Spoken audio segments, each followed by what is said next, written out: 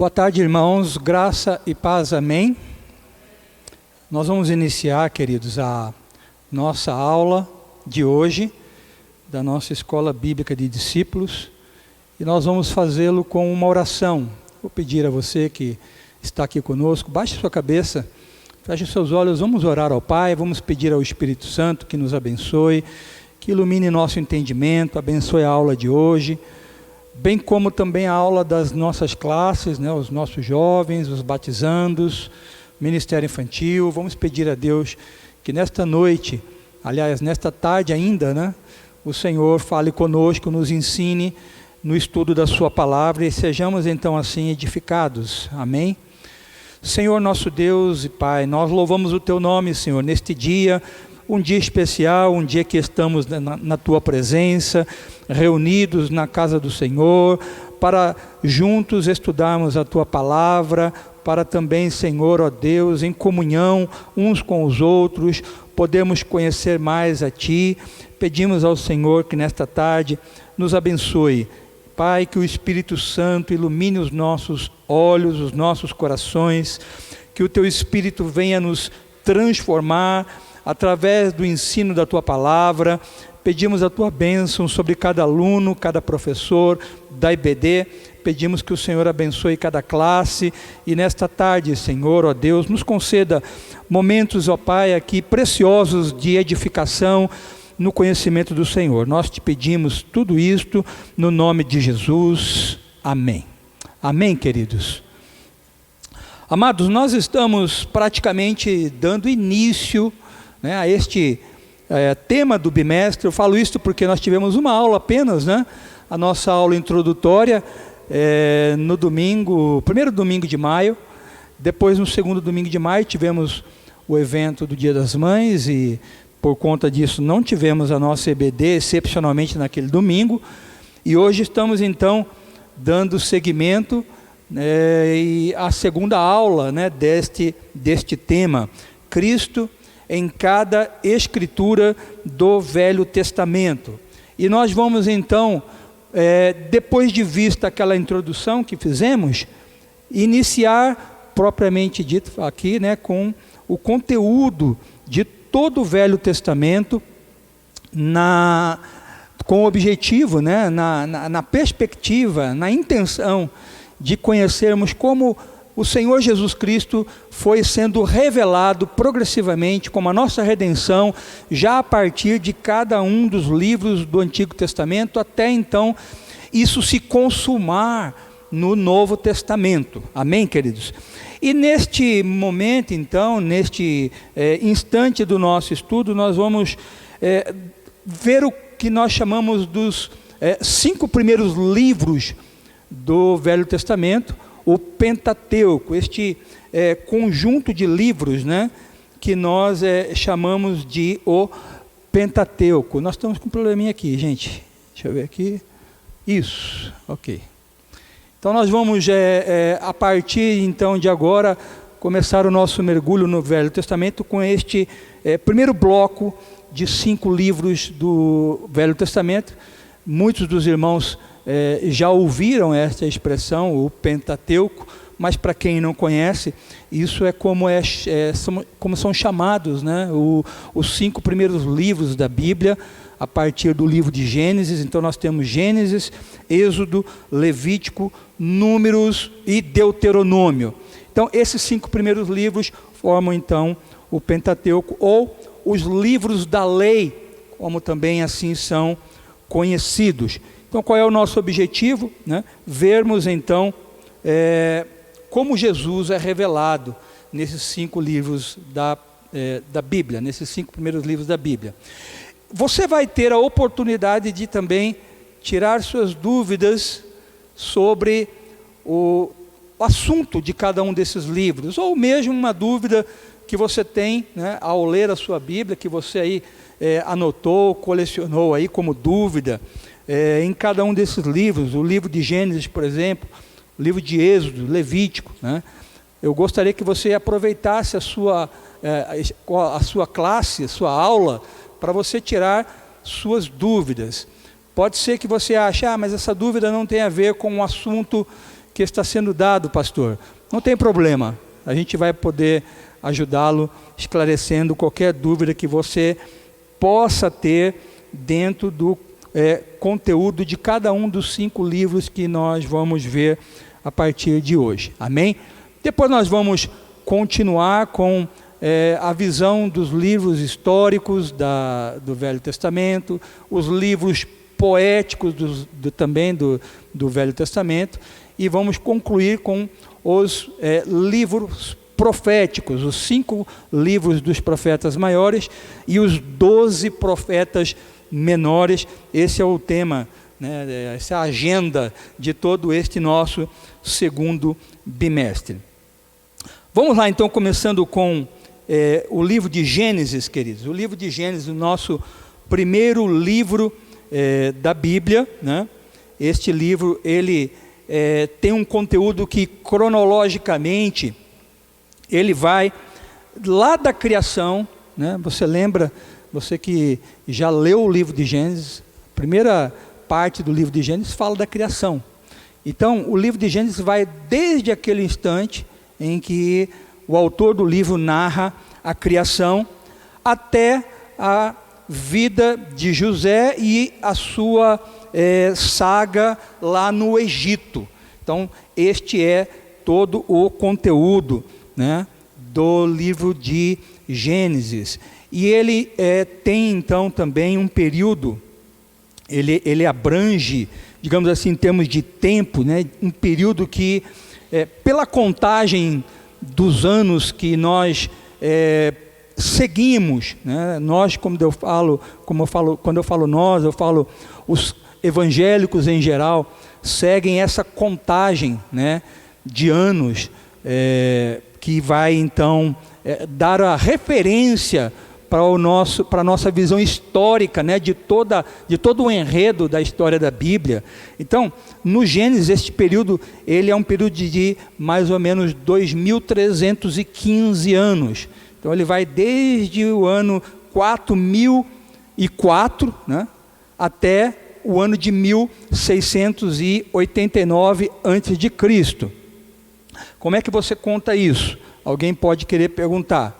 Bom, você parte do nascimento de Cristo, né? Ano 0.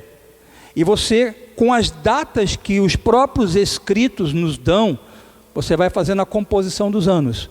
Você tem inúmeras passagens em todo o Velho Testamento, bem como também no Novo, né? Quando você conta a partir do ano do nascimento de Cristo, né, para frente, você também tem no Novo Testamento inúmeras referências cronológicas, que na sua composição, então, nos permite construir, né, um calendário cronológico dos fatos e eventos, pelo menos dos principais fatos e eventos bíblicos. Então, não há uma precisão nestas datas e nestes anos, né? Então você vai ver aqui, em cada livro do Velho Testamento, a gente falando de datas, né, mas tenha isso como uma referência, tá bom?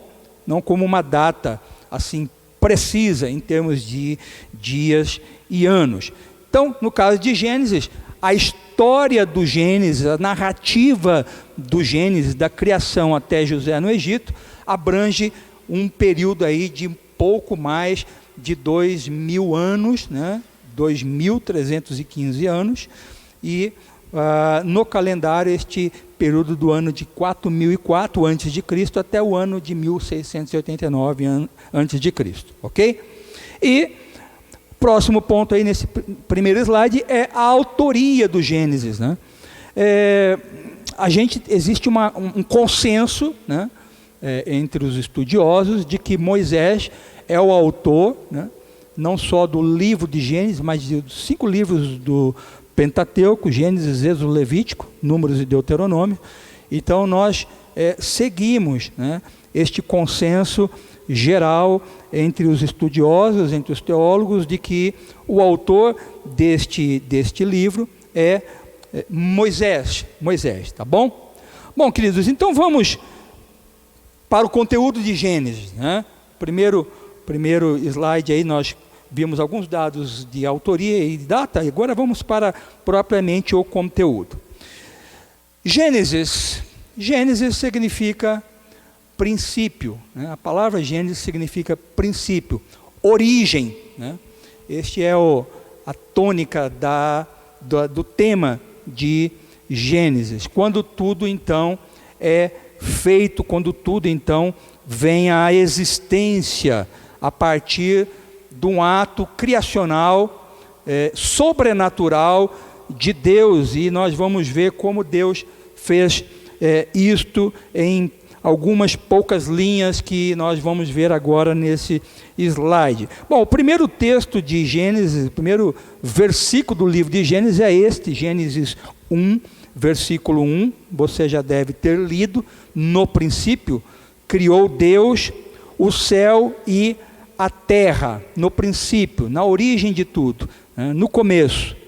Então nós estamos diante de um ato de Deus, de criação, que vai ser a base, né, o fundamento de toda a história da Bíblia, né? Este ato de criação de Deus é o fundamento de tudo, praticamente tudo que precisamos saber e conhecer sobre Deus, sobre nós, sobre o propósito do homem, sobre doutrinas, sobre relacionamentos, tudo nós encontramos no livro de Gênesis, né? Porque esse ato é a base de tudo que veio a existir, não só coisas materiais, mas também algumas coisas imateriais, né? Então tudo está lá no livro de Gênesis. É quando Deus lá fala, né? E tudo é feito. Deus cria tudo pela palavra. E aqui nós já começamos a entender alguns princípios importantes. Por exemplo, o princípio da centralidade da palavra de Deus. Tudo nasce de sua palavra. Tudo nasce daquilo que Ele, né, mesmo falando, fez no universo. O universo, todas as coisas, né, são feitos pela palavra, foram feitos pela palavra de Deus. E a centralidade da palavra de Deus nos atos da criação vai apontar também para uma verdade profunda que a gente vê lá em João, né? Capítulo 1, verso 1, eu vou ler aqui, João 1, 1, que diz assim: no princípio, olha aí, o Gênesis de novo aparecendo, agora aqui no Novo Testamento, né? No princípio era o verbo, a palavra, olha a centralidade da palavra no ato da criação. Então lá no princípio era o verbo, e o verbo estava com Deus. Note que aquela palavra central, ela era algo inerente a Deus, vinha de Deus, né? Estava com Deus. E João complementa dizendo que o verbo era o próprio Deus, o próprio Deus. Na sequência aqui do texto de João, nós vamos descobrir que esse verbo tem um nome, este verbo tem um coração que pulsa, este verbo tem sangue correndo nas veias, este verbo é Jesus, o verbo que se fez carne.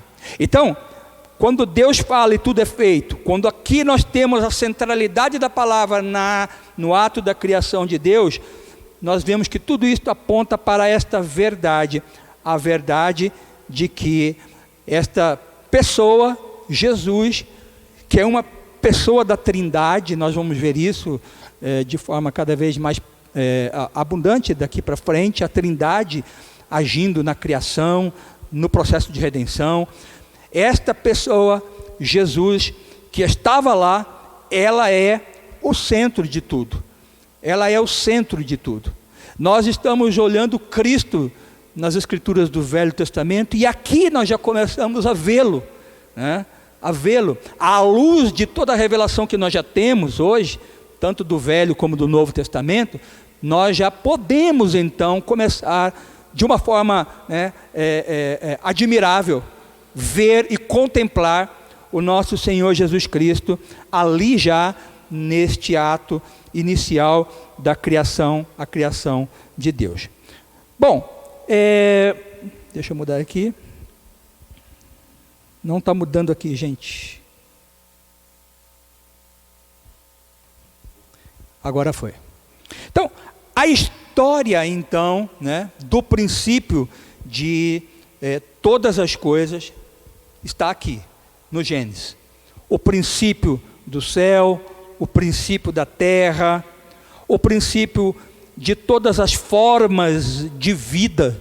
Todas as formas de vida. Imagine aí uma forma de vida. Nasce ali, ali no Gênesis, né? As instituições, né, que nós falamos aqui, lembra que nós falamos? Tudo que é material e imaterial, né? Tudo que é físico e metafísico, para quem gosta desta palavra, né? Então todas as instituições humanas, as relações humanas, elas nascem ali no Gênesis. Lá nós temos então os começos, né? Os começos de tudo. Especialmente também de todas as grandes doutrinas bíblicas. Todas as grandes doutrinas bíblicas estão nascendo ali no Gênesis.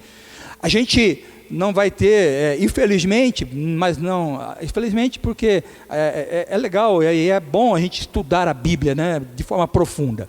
Mas nós vamos ter a oportunidade de, em outros momentos, podermos mergulhar mais nesse fantástico livro que é o livro de Gênesis. Mas o que a gente já precisa saber e guardar agora no coração é que quando a gente fala, por exemplo, de pecado, doutrina do pecado, quando a gente fala do homem, a doutrina de Deus, nós não vamos poder, né, nos eximir de começarmos a ver tudo isso lá no livro de Gênesis. Então, todas as doutrinas referentes a Deus, o homem, salvação, redenção, santificação, pecado, a vontade de Deus, a gente vai ver lá no livro de Gênesis. Amém, queridos?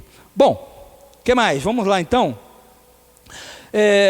A queda do homem, né, eu queria destacar isso, né, ali no capítulo 3 do livro de Gênesis, e junto com aquele evento da queda do homem, o primeiro anúncio da redenção ali feito por Deus logo depois do pecado de Adão e Eva, vão nos dando o caminho, né, para a revelação da graça e da misericórdia de Deus, de sua bondade na pessoa do seu Filho, porque é ali que nós temos Deus prometendo a redenção. Gênesis 3,15, se você estiver aí com a sua Bíblia e quiser abrir, lá o autor de Gênesis escreve o seguinte na sua narrativa. Deus fala com Adão, fala com Eva, fala inclusive com a serpente e diz para a serpente lá no verso 15 o seguinte: porém, inimizade entre você e a mulher, entre a sua descendência e o descendente dela. Este lhe ferirá a cabeça, e você lhe ferirá o calcanhar. Deus está falando com a serpente, mas está falando acerca de um terceiro, né? De alguém que viria da descendência da mulher, né? E que feriria então, né, esta personagem aqui, no caso a serpente, mas nós sabemos que era o diabo, Satanás. Este descendente da mulher, né, feriria a cabeça dele. Isto já então aqui anunciado como uma promessa de Deus em Gênesis 3,15, aponta sim então com toda certeza para a pessoa de Cristo Jesus. Então o que Deus fala aqui é que haverá a partir dali uma luta entre o homem e o poder que causou a sua queda, Satanás. O homem então será, conforme esta promessa, vitorioso por meio deste representante que aqui é prometido por Deus, o Filho do homem, né? Jesus. Mas essa vitória vai vir, como Deus falou, por meio de luta e sofrimento, né? Feridas, um lutando com o outro e um ferindo o outro. E a gente sabe que por meio da morte de Cristo, que era a semente da mulher, né, isto aconteceria. Nós temos alguns versículos aí, mas nós não vamos ler agora, mas que apontam no Novo Testamento para esta figura de um Redentor prometido, né? Gálatas 4,4 dá para falar de cor, né? Na plenitude dos tempos, Deus enviou o seu Filho, nascido de mulher, nascido sob a lei, aliás, nascido de mulher. Então, a promessa desse Redentor. A descendência da mulher, então, derrotaria a serpente, né? E essa descendência é o nosso próprio Senhor Jesus Cristo. Vamos avançar, queridos, então, para ver mais uma coisa. Aqui nós temos ainda no livro de Gênesis, capítulo 3, ainda, verso 21, o que a gente chama de a redenção figurada, né? Figurada. Se você puder ler comigo o verso 21 ainda do capítulo 3, o texto lá diz assim: o Senhor Deus fez roupas de peles com as quais vestiu Adão e Eva. Aliás, Adão e a sua mulher, né? Então, este ato aqui, simples, não pode passar desapercebido de nós. Deus, ele ali, naquele ato, logo depois de decretar, né, a punição para cada um dos personagens envolvidos ali na queda, o homem, a mulher e também a serpente, ele então faz peles, né? E aqui o texto é claro, né? Essas peles que o Senhor fez eram peles de animais para vestir o homem. Então fica bem subentendido que Deus imola ali um animal. Deus faz um sacrifício, a sua primeira vítima por causa do pecado. Lembre que o sacrifício de Cristo, no sacrifício de Cristo, ele foi vitimado por nossas transgressões, por nossas iniquidades. Então Deus imola a primeira vítima do primeiro sacrifício para poder então vestir o homem e sua mulher. Eles eram culpados, réus. Então Deus então faz isto como um ato já figurado daquilo que viria. Um quadro, né, que aponta então para Cristo como sendo a cobertura ali dos nossos pecados. O sangue desta vítima, ele funcionava como esta cobertura da consciência, não de uma forma definitiva, é o que o escritor dos Hebreus vai falar, né? Mas funcionava já como um paliativo, um remédio para a consciência culpada, para o peso de culpa que passaria a ocupar o coração do homem a partir daquele ato. O sacrifício de sangue.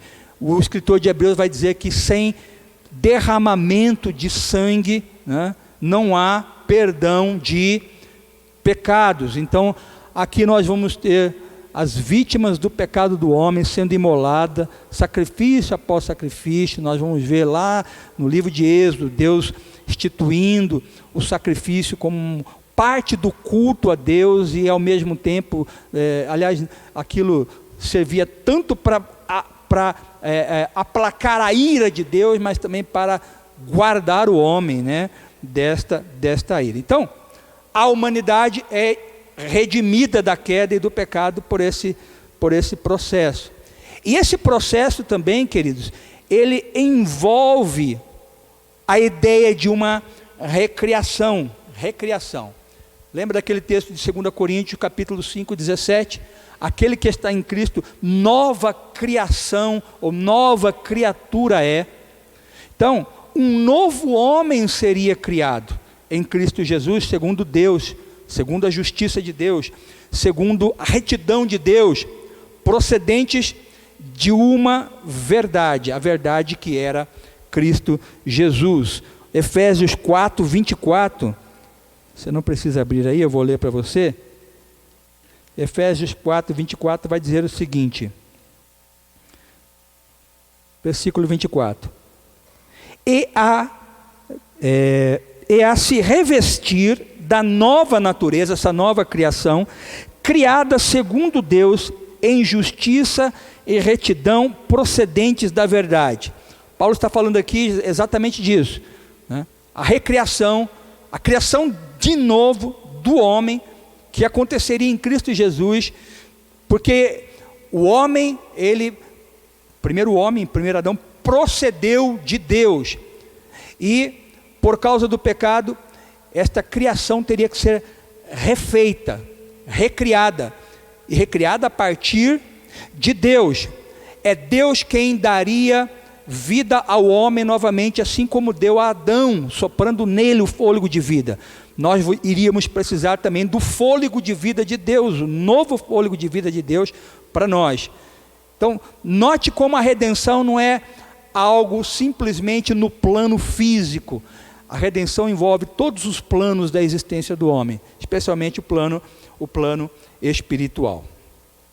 O livro de Gênesis, então, é o relato do desenvolvimento dessa promessa de redenção, né? Demonstrando então que através desse curso chamado plano da redenção, né, Deus iria operar a redenção através de vários indivíduos, de várias famílias, que nós vamos ver aqui no livro de Gênesis. Amém? Próximo slide aí. O livro de Gênesis relata como Deus agiu para escolher uma nação, a fim de que esta nação fizesse chegar a luz da verdade divina às demais nações. É um fato que nós vamos ver também no livro de Gênesis. Lembra de Abraão, aliás, Abrão, que depois se tornou Abraão. A escolha de Abrão, a escolha deste homem em Gênesis, mais especificamente em Gênesis capítulo 12, né, iria ser o caminho pelo qual Deus iria incluir, a partir de então, cada família da terra no seu propósito bendito de redenção. Então, nós vamos ver aqui o Deus de uma nação, o Senhor de uma nação. Essa nação seria Israel. E esse Deus de Israel seria também o Deus de todas as nações. Deus chama então Abraão, lá em Gênesis 12, se você puder abrir aí. Gênesis 12 é um texto conhecido, mas eu gostaria que você acompanhasse aí o texto de Gênesis 12, 1, quando diz assim: o Senhor disse a Abrão: saia da tua terra, da sua parentela e da casa do seu pai, e vá para a terra que lhe mostrarei. Farei de você uma grande nação, e o abençoarei, e engrandecerei o seu nome. Seja uma bênção. Abençoarei aqueles que o abençoarem, e amaldiçoarei aquele que o amaldiçoar. Em você serão benditas todas as famílias da terra. Então o que nós temos aqui? Deus chama um homem, faz-lhe promessas, e este texto, estas promessas antecipa o Evangelho, antecipa a graça de Deus, antecipa a salvação, porque ele disse que em Abrão seriam abençoadas todas as famílias da terra. Então antecipa a forma como Deus, pelo Evangelho, alcançaria e salvaria em Cristo gente em todo lugar, até os confins da terra. Quando Jesus ressuscita e antes de subir ao céu chama os seus discípulos e lhe dá uma ordem, ele diz: preguem em Jerusalém, em Samaria, em toda a Judéia e Samaria e até os confins da terra, né? Até lá na M Norte, porque lá na M Norte também tem filho de Deus. Então Deus em Abrão, que viria a ser Abraão, antecipando este evangelho bendito, né? Através deste homem que se tornaria uma nação, né, e que se tornaria depois o povo de Deus.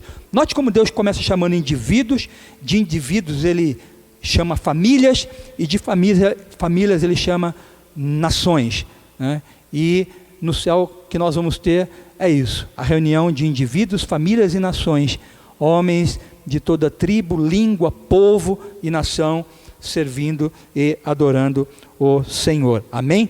Então, sendo Deus, sendo Ele mesmo, né, Deus e Criador de toda a terra, Ele também viria e deveria se tornar, no fim de tudo, o Redentor de toda a terra. Amém? Bom, nós vamos ver agora, queridos, depois dessa introdução aí, no propósito de Gênesis, algumas figuras no livro de Gênesis que apontam para Cristo, né?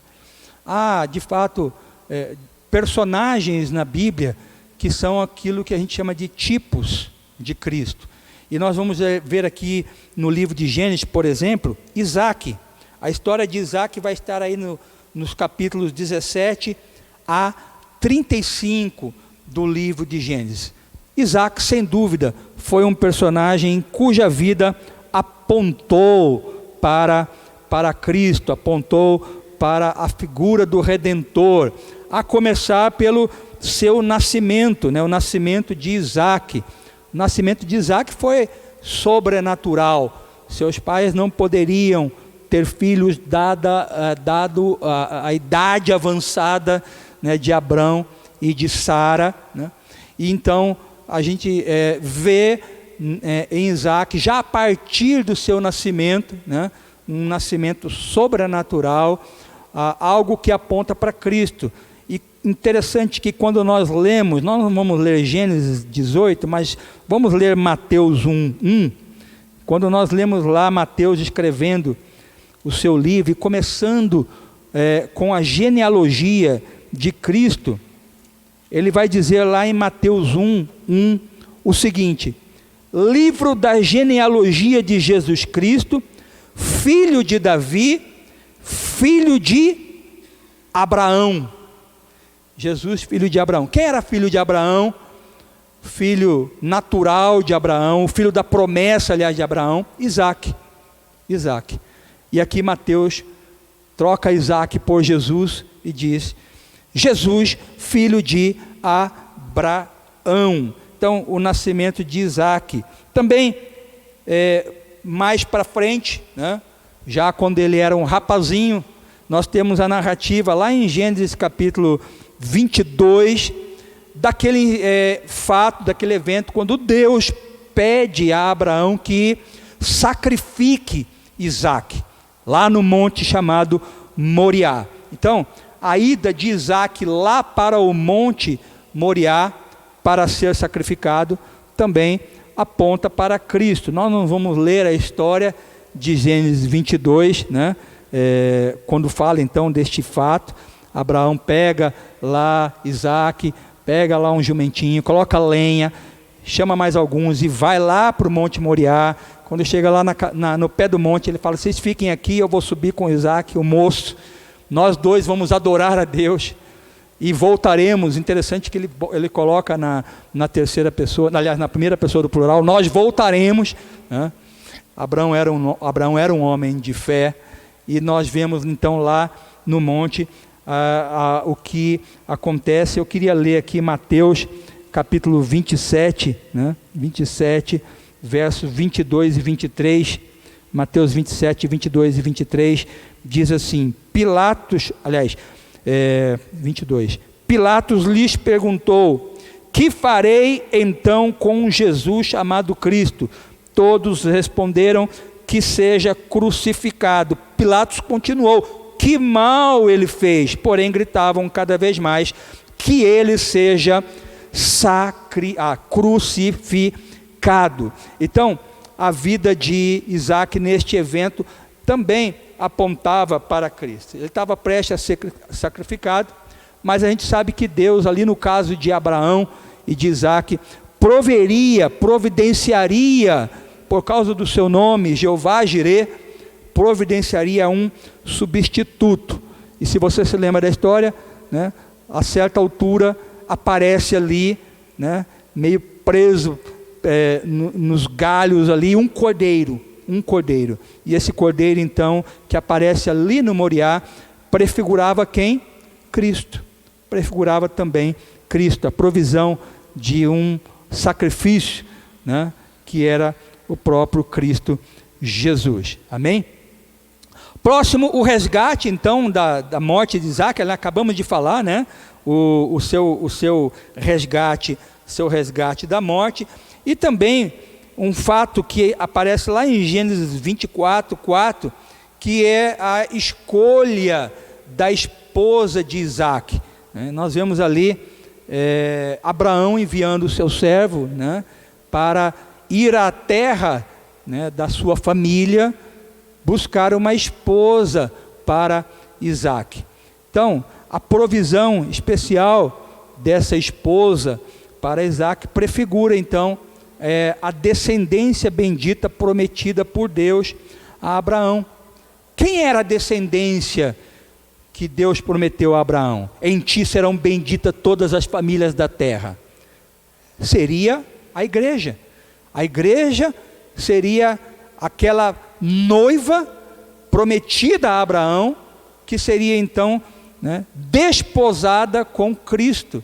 Cristo então receberia uma noiva. Esta noiva seria a igreja. Tem um versículo em Apocalipse 19. A gente vai ler bastante a Bíblia, viu, irmãos, nesse nosso estudo, então vá se acostumando. Apocalipse 19, tem um versículo que ilustra bem isso, é o versículo de número 7, 19:7, que diz assim: alegremo-nos, exultemos e demos-lhe a glória, porque chegou a hora das bodas do Cordeiro, e a noiva dele já se preparou. Louvado seja o nome do Senhor. Então nós somos essa descendência bendita prometida a Abraão. Nós somos esta esposa que, como naquele ato, né, quando Abraão chama o seu servo e fala: olha, vá lá na terra dos meus pais e busque uma esposa para Isaac. Aquele servo vai lá, né, ele indicava de certa forma, né, já a pessoa do próprio Espírito Santo indo lá buscar Rebeca para o seu filho Isaac. E nós então agora, né, vamos ser, né, somos e seremos aquela noiva que Deus preparou para entregar a Jesus, o nosso Senhor, o nosso Salvador. Amém? Bom, a vida de Isaac aponta para Cristo, mas tem mais um personagem que nós gostaríamos de ver, que é José. A vida de José também apontou para Cristo. José, você sabe, ele foi filho de Jacó, Jacó filho de Isaac, Isaac filho de Abrão. José tem a sua história narrada nos capítulos finais lá do livro de Gênesis. Lembra que nós falamos que o conteúdo de Gênesis vai da criação até a vida de José, e a partir do capítulo 37 nós vamos ter a história de José sendo contada, e como então, né, a vida de José apontou para Cristo. Começa com o amor de Jacó por ele, né? Lá em Gênesis 37, versículo 3, diz que Jacó amava muito a José. E quando a gente lê João, né, se você quiser aí abrir, João capítulo 5, verso 20, a gente lê lá o seguinte: porque o pai ama o filho e lhe mostra tudo o que faz, e maiores obras do que estas lhe mostrará, para que vocês fiquem maravilhados. Então, Jacó amava muito a José, gerou até uma inveja ali nos seus irmãos, né? E este amor de Jacó para com José apontava já então para Cristo, no sentido de que Deus também amaria seu filho, porque seu filho era muito especial, porque ele se tornaria o novo e vivo caminho que nos reconciliaria com Deus. Quando Jesus é batizado, Deus só diz uma coisa: este é o meu filho amado, em quem eu tenho prazer. Este amor gerou inveja lá nos irmãos de José, né? E esse ódio, esta inveja, de certa forma, né, também aponta para Cristo, porque quem é que odiaria Cristo no seu ministério terreno aqui? Seus próprios irmãos, sua própria descendência, os próprios judeus, né, odiariam Cristo. Nós não vamos ler o texto que está aí de Mateus 27, mas quem é que pediu a morte de Cristo perante o governador Pilatos? Seu próprio povo, seus próprios irmãos, né? Então aquele ódio ali de José vindo dos seus irmãos também de certa forma já apontava para o que Cristo passaria, né? Um outro aspecto da vida de José que apontou para Cristo foi a sua tentação.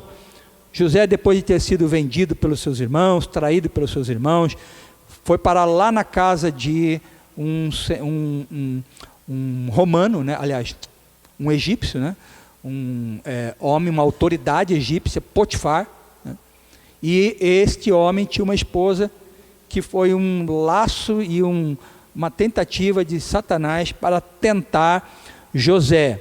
E nós vemos que José, ele resiste àquela tentação, a tentação de adulterar com a esposa do seu chefe, do seu patrão, né? E isso também de certa forma apontava para Cristo, no ministério terreno de Cristo, né? A primeira responsabilidade, o primeiro desafio de Cristo foi o quê? Vencer as tentações. E ele foi tentado por Satanás ali no deserto e venceu a serpente. Isso lá em Mateus 4, e os outros evangelistas, Lucas também, falam da tentação de Cristo lá no deserto. O casamento de José, né, está lá no livro de Gênesis também, nos capítulos 37 a 50. Quando José então ele é promovido a governador do Egito, o segundo depois de Faraó, Faraó lhe dá como esposa, né, dele, né, a filha de um sacerdote lá do Egito. E este casamento dele com uma mulher gentia, né, gentílica, durante aquele processo em que por um lado ele era rejeitado por seus irmãos, né, e por outro lado ele era exaltado por um povo estranho a ele, esse casamento também de certa forma apontava para Cristo. Se você abrir aí a sua Bíblia em Atos capítulo 15, verso 14, o que você vai ver lá?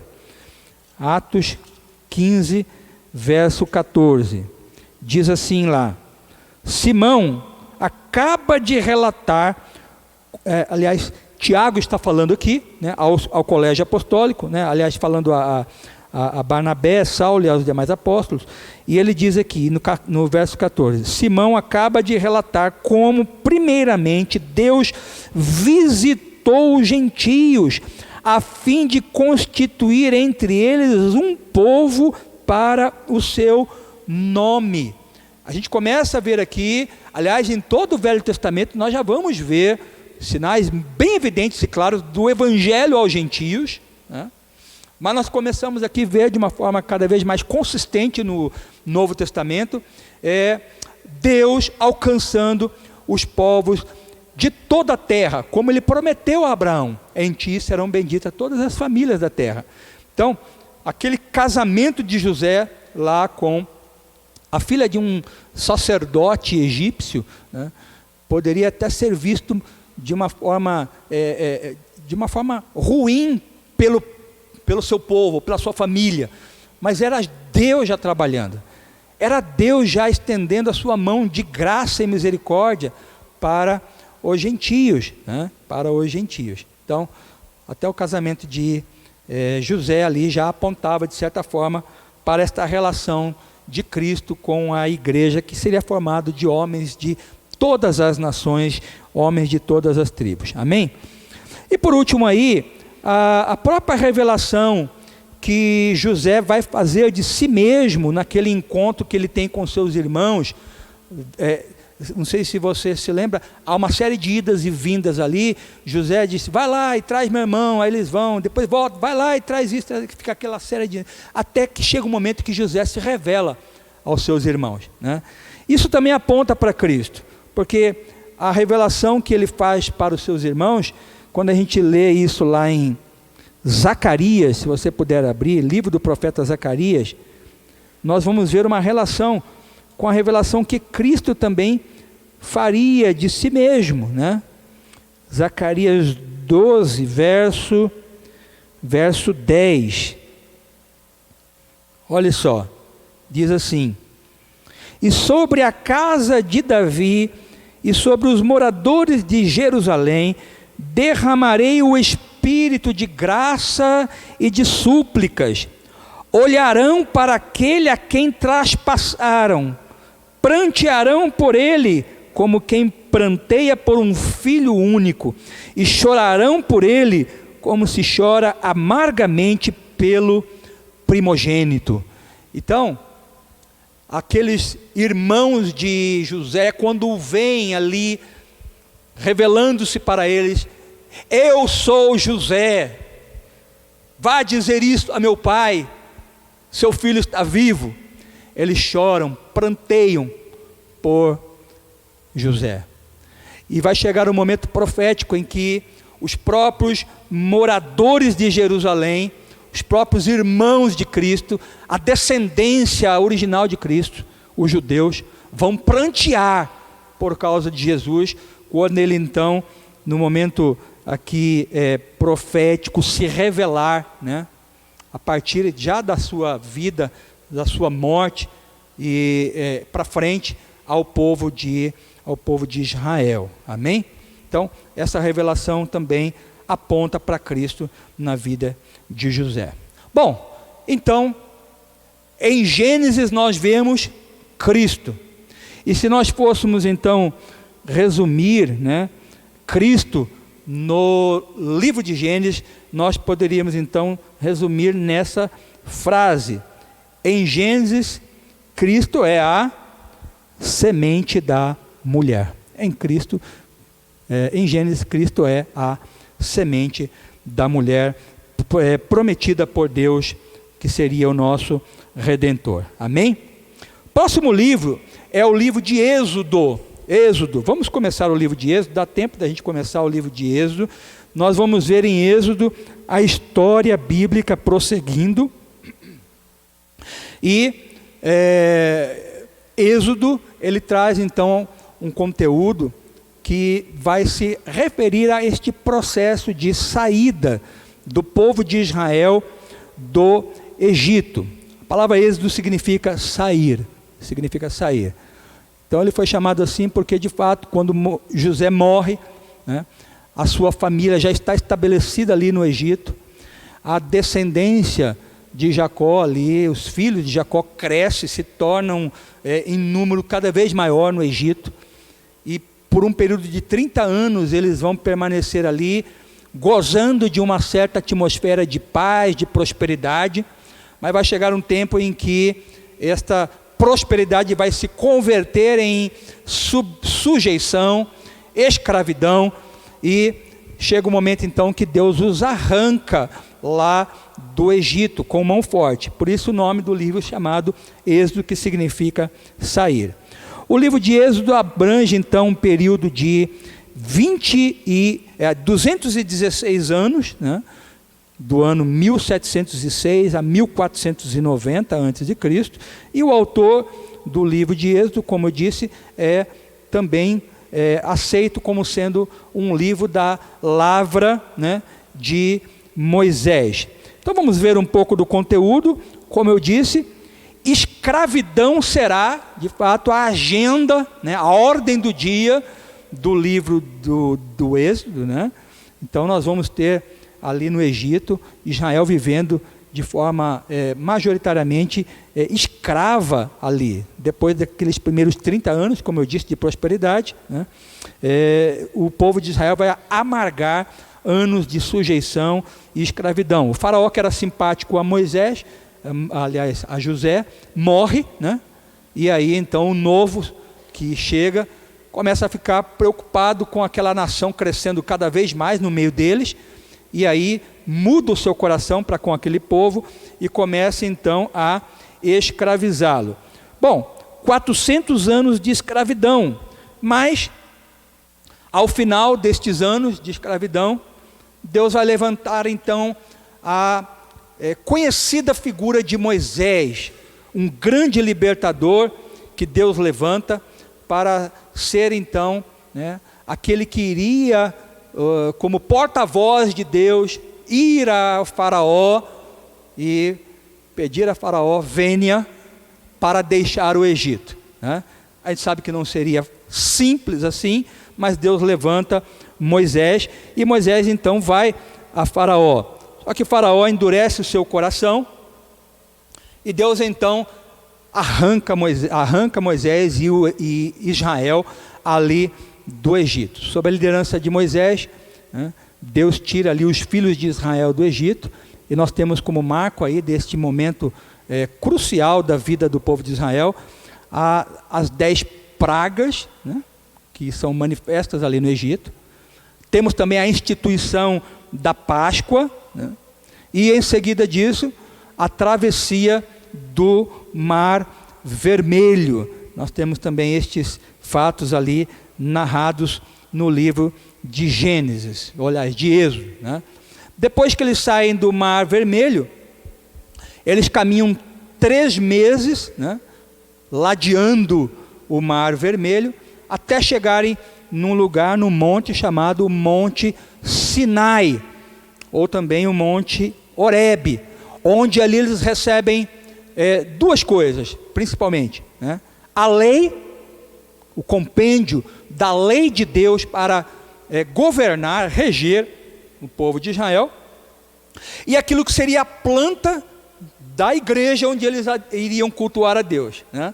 A planta do tabernáculo, onde eles iriam então receber ali, né, a presença de Deus e iriam então cultuá-lo, tá bom?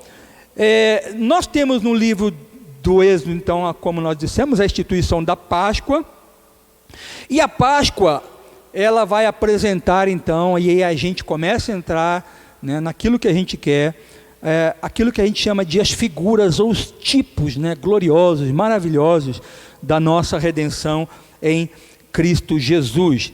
Então, o que tipificam ali os elementos, né, presentes naquele contexto? Por exemplo, a escravidão do Egito, né? Nós não vamos ter tempo de ler todas as passagens bíblicas agora. Você depois vai ficar com o material, amém, queridos? Nós vamos disponibilizar para você todo o material na forma de um PDF, para você poder estudar depois com calma, cada uma das passagens.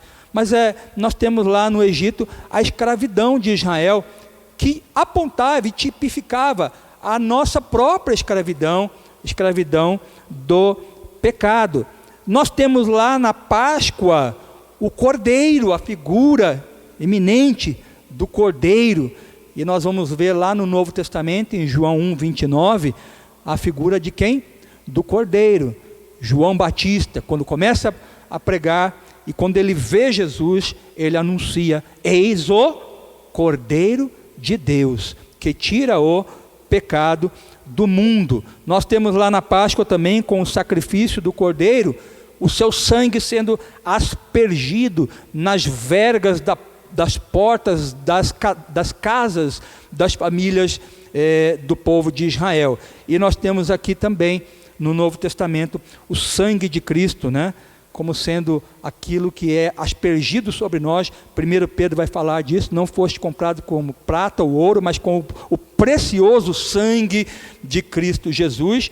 Nós temos também no Novo Testamento, aliás, no Velho Testamento, ali na Páscoa, o pão asmo, e Paulo, falando lá à igreja de Coríntios, vai falar desse pão sem fermento, e ele aponta para Cristo.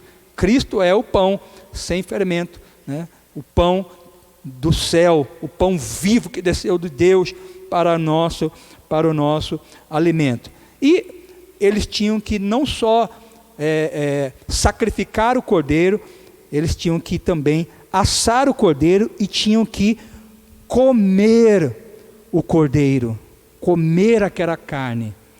E Jesus vem no Novo Testamento dizer ao povo, primeiramente aos discípulos, e depois dizer à igreja, Paulo falando à igreja em 1 Coríntios 11, né? Isto é o meu corpo, comam dele todos, comam dele todos. Então, a Páscoa ali em Êxodo apontava, né, para Cristo Jesus. Nós vamos começar a ver agora no livro de Êxodo algumas figuras que apontam para Cristo, assim como nós vimos no livro de Gênesis. Mas isso nós vamos fazer no domingo que vem. Domingo que vem a gente continua, né, mergulhando no Velho Testamento, no Pentateuco, e vendo, né, não só em Gênesis como vimos, mas também em Êxodo, depois em Levítico, em Números e por fim em Deuteronômio, como o Pentateuco aponta e apontou, né, para Cristo Jesus. Amém, queridos? Que Deus nos abençoe, que o Espírito Santo continue a abrir os nossos olhos, o nosso entendimento, e possamos então amar cada vez mais, né, a pessoa de nosso Redentor e Salvador Jesus Cristo, revelado em todas as páginas da nossa Bíblia. Amém? Vamos ficar em pé, queridos? Eterno Pai, eterno Deus, Pai amado, nós te agradecemos, Senhor, por cada uma das famílias aqui representadas, Senhor, pelo desejo, Senhor, de conhecer a Tua Palavra, porque a Tua Palavra edifica, a Tua Palavra, Senhor, é que nos alimenta. Pai amado, nós reconhecemos, Senhor, que só através da Tua Palavra é que nós possamos, Senhor, caminhar, Pai amado, diante de vários obstáculos, Senhor, que nos deparamos. Pai amado, nós temos, Senhor, a resposta através da Tua Palavra. Pai amado, nós te agradecemos, Pai amado, pelo Teu servo, Pai amado, que nos instruiu através da Tua Palavra, em nome de Jesus. Amém, Jesus.